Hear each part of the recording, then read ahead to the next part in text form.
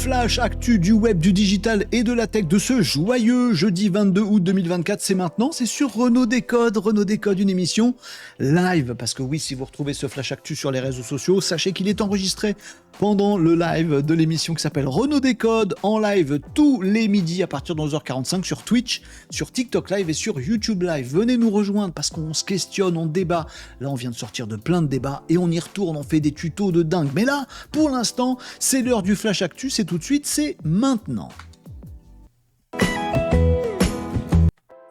L'intelligence artificielle n'est plus une option professionnelle. L'intelligence artificielle sera partout, dans tous les métiers. On arrête de trouver cette révolution de l'IA ridicule, on continue à la trouver un petit peu dangereuse, mais on commence à comprendre qu'elle est forcément évidente et inévitable. Vous savez, il y a toujours 3 phases dans toutes les grandes révolutions. D'abord, on trouve ça ridicule, l'IA, un truc qui va parler à ma place, écrire à ma place, c'est ridicule. Ensuite, on trouve ça dangereux, quoi ? Une IA qui écrit à ma place ? Oh non, moi je ne veux pas, ça va faire des bêtises. Et puis ensuite, on trouve ça évident. Et bien, il y a des métiers qui nous montrent l'exemple, comme notamment tous les métiers du marketing. Si vous êtes dans le commercial, dans le marketing, dans la communication, vous le savez, puisqu'une étude vient de sortir, menée par HubSpot, qui est un gros logiciel qui traite de tout ce qui est marketing et un peu commercial également. HubSpot a sorti une étude 2024, donc là sur le premier semestre 2024, sur l'avancée de l'intelligence artificielle dans ces métiers du marketing, de la com et du commercial. Et c'est sans appel.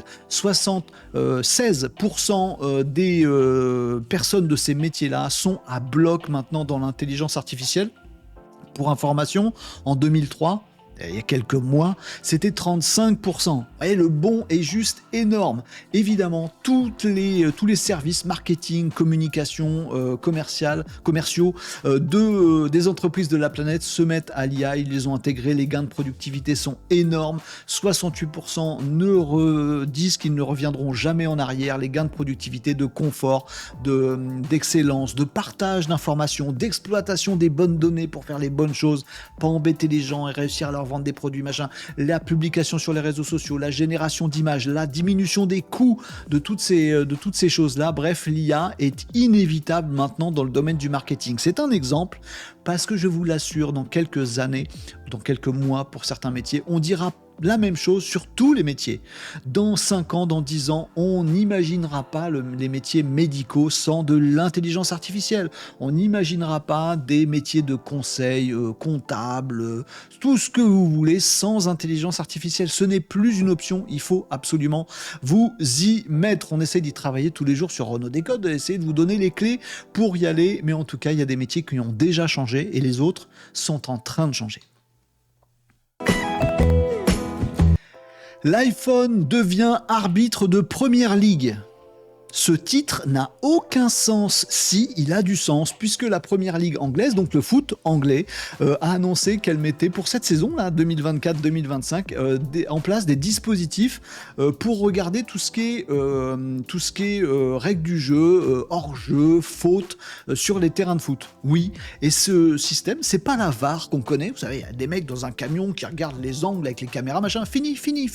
Maintenant, on met une trentaine de boîtiers tout autour du terrain, dans ces petits boîtiers étanches, parce qu'ils flottent un peu parfois en Angleterre. Bon, ils mettent des iPhones, tout simplement, des téléphones portables, tout simple. Ils sont tous reliés, connectés avec une intelligence artificielle qui s'appelle Dragon. Ça fait peur, non. Alors c'est comme ça que s'appelle ce système d'intelligence artificielle qui a été développé par Genius Sport et sa filiale Second Spectrum. Si vous voulez trouver des informations, vous irez regarder le nom de cette entreprise qui a sorti Dragon. Dragon, il récupère les images de tous ces iPhones, il fait 100 images secondes, donc c'est vraiment super précis. Il récupère l'image de tous les iPhones et il modélise l'ensemble du terrain de foot. Tous les joueurs avec plusieurs points, où sont leurs têtes, où sont leur oreille droite, leur coude dans la tête ou dans l'oreille droite du joueur d'à côté, c'est faute. Voilà, est-ce que le genou il est devant ou pas devant pour le hors-jeu? Est-ce que le ballon il est bien rentré ou pas rentré dans le but? Voilà, tout ça. Fini la VAR, fini les arbitres dans le camion. Maintenant, c'est une trentaine d'iPhones autour du terrain qui vont pouvoir regarder sur tous les angles avec une intelligence artificielle qui va vous donner instantanément une réponse à tous les litiges possibles sur un terrain de foot. Ça existe déjà depuis un petit moment, ce système Dragon, il est expérimenté, mais dans le basket, en NBA, donc il a fait ses preuves, il est super efficace. peut-être qu'il va remplacer l'arbitrage à terme sur tous les terrains de foot d'Angleterre, d'Europe et d'ailleurs, les amis, on verra bien. En tout cas, c'est assez dingo, avec des moyens assez simples et une IA surpuissante, on va arriver à faire des trucs de dingo dans le sport, chez nous, de tous les jours, et c'est plutôt cool. Est-ce que les GAFAM vont pas tous déménager de la Silicon Valley? Est-ce que la Silicon Valley, la Californie, c'est pas le cimetière des startups actuelles? Mais qu'est-ce qui se passe en Californie? Eh ben, ils réglementent et ils font de la régulation de l'intelligence artificielle. Il y a un projet de loi en ce moment qui est sorti, c'est un projet de loi, pour l'instant il est en train d'être étudié, il pourrait être voté, ça fait flipper tout le monde, dans la Silicon Valley, en Californie, c'est la loi SB, le projet de loi SB 1047. Qu'est-ce qui dit ce projet SB 1047? Eh bien, il est un tout petit peu inspiré de l'IA Act, la réglementation sur l'intelligence artificielle, qu'on a adopté en Europe. Moi, j'avais plus de souffle. Qu'on a adopté en Europe, l'IA Act. Eh bien, ils se sont un tout petit peu inspirés de ça dans ce projet de loi SB 1047 en Californie, en disant, bon, les amis, nous, on est des gros dingos des IA, on est en train de faire des vraies dingueries. Il faudrait mettre un petit peu des barrières sur tout ça. Projet de loi qui dit notamment des petites choses qui vont vous sembler tout à fait évidentes, genre 1, ce serait pas mal qu'on s'assure que tout ce qu'on fait dans le domaine de l'IA et de la robotique ne puisse pas engendrer des catastrophes. Ça va, des catastrophes, on peut faire des bêtises, on peut faire des erreurs, on peut faire des gros bugs, mais il ne faut pas que ça entraîne de dommages catastrophiques. Tout le monde va devoir se plier à la loi qui dit vous vous engagez à ce que les systèmes que vous développez ne produisent jamais de dommages catastrophiques. Oh bah nous on pensait s'en foutre un petit peu. Ah bah non, vous devez vous assurer et prouver par A plus B qu'il n'y aura jamais de dommages catastrophiques. C'est juste ça, la barrière elle est quand même loin, dommages catastrophiques. Et ben ça met tout le monde en PLS dans la Silicon Valley. Mince, non, nous on bosse sur l'intelligence artificielle, on pensait faire des systèmes puis voir où ça allait aller, les brancher à l'armement national et voir si ça fait une guerre ou pas. Non, tu peux pas. Projet de loi, dommage catastrophique, il faut prouver que ça n'ira pas jusque-là. Ils ont prévu autre chose dans ce projet de loi, c'est ce qu'on appelle un kill switch. N'importe quel système robotique ou intelligence artificielle devra à tout instant disposer d'un kill switch, un bouton rouge. On doit avoir un moment, s'il y a un bug, s'il y a un truc qui s'échappe, s'il y a, elle est en train de faire n'importe quoi, très rapidement, un développeur de la boîte qui a constitué cette IA ou ce robot doit pouvoir appuyer sur un bouton très très vite, instantanément, et ce bouton, blum, il coupe tout. Ça doit être une obligation, c'est prévu dans le projet de loi SB 1047. Est-ce que vous y croyez qu'actuellement les startups de la Californie et les GAFAM qui sont installés dans la Silicon Valley sont en train de se dire peut-être on va déménager? Réfléchissez à ça. S'ils se disent non, je veux pas qu'on m'embête si je fais des dommages catastrophiques et non, j'ai pas envie de mettre un kill switch, ils sont prêts à déménager pour éviter cette réglementation-là. Mais les amis, moi ça me semble tout à fait naturel cette histoire. On va voir comment ça va évoluer, mais vraiment, il y a un vrai débat politique, économique dans la Silicon Valley autour de ça actuellement. Quand je vous dis que c'est compliqué de réguler l'IA et la robotique, là c'est juste à l'échelle d'un État américain et ça peut faire un cataclysme. On verra si tout le monde va se plier à ces règles qui me semblent élémentaires ou si on va dire non, nous on veut pouvoir faire n'importe quoi. On verra bien.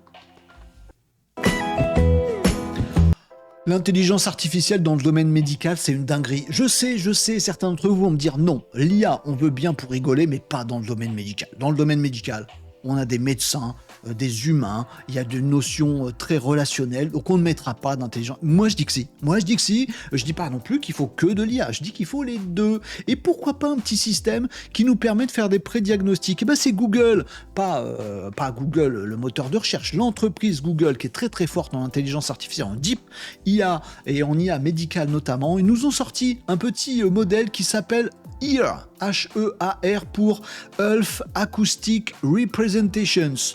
En gros, cette intelligence artificielle est une intelligence artificielle qui sait écouter. Par exemple, elle a été entraînée sur la toux. Ils ont pris des tas de données audio, des tas de gens qui toussent.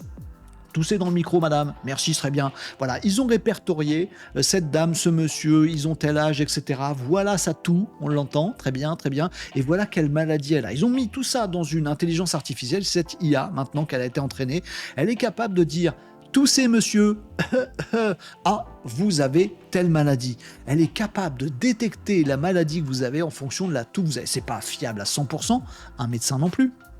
Bon, mais c'est très très très fiable, c'est entraîné sur des millions de données et ça marche plutôt bien.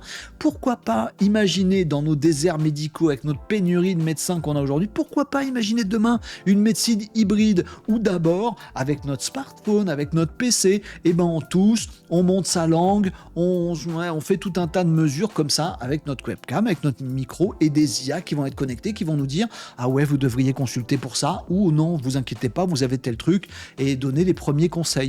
Pas au niveau d'un médecin, mais faire un premier tri comme ça et une première orientation, pourquoi pas. En tout cas, Google travaille là-dessus et cette IA, elle existe. Vous toussez dans le micro et on vous dit si vous êtes malade et si oui, qu'est-ce que vous avez. Voilà. Est-ce que vous testeriez ça vous? Est-ce que vous confieriez une petite partie de votre suivi médical à une intelligence artificielle? Moi, perso, je dis oui. Bon, après... Chacun voit les choses comme il veut. Je sais que ça divise beaucoup ce genre de débat. IA versus humain. Est-ce que la solution, c'est pas les deux ensemble? Peut-être que oui. Voilà pour les actus du jour, les amis. Nous, on va réagir, on va réfléchir, on va débattre de tous ces sujets-là. On est pour, on est contre, on aime bien les arbitres de foot humains, on aime bien les médecins humains. Pourquoi on les remplacerait? Et qu'est-ce qui se passe avec la régulation? Pourquoi les gens... On va discuter de tout ça. On va faire des petits tutos, on va répondre à des questions, on va amener plein de sujets. Mais tout ça, les amis, ça se passe en live dans Renaud Décode. C'est une émission live tous les jours de la semaine sur Twitch, TikTok Live et sur YouTube Live. Les amis, venez nous rejoindre. Abonnez-vous à Renaud Décode. Venez rejoindre cette petite communauté qui parle de digital et qui analyse, décode le digital et forge le progrès tous les jours de la semaine, du lundi au vendredi. Les amis, venez nous rejoindre et merci d'avoir suivi ce Flash Actu. Nous, maintenant, on en discute et en live.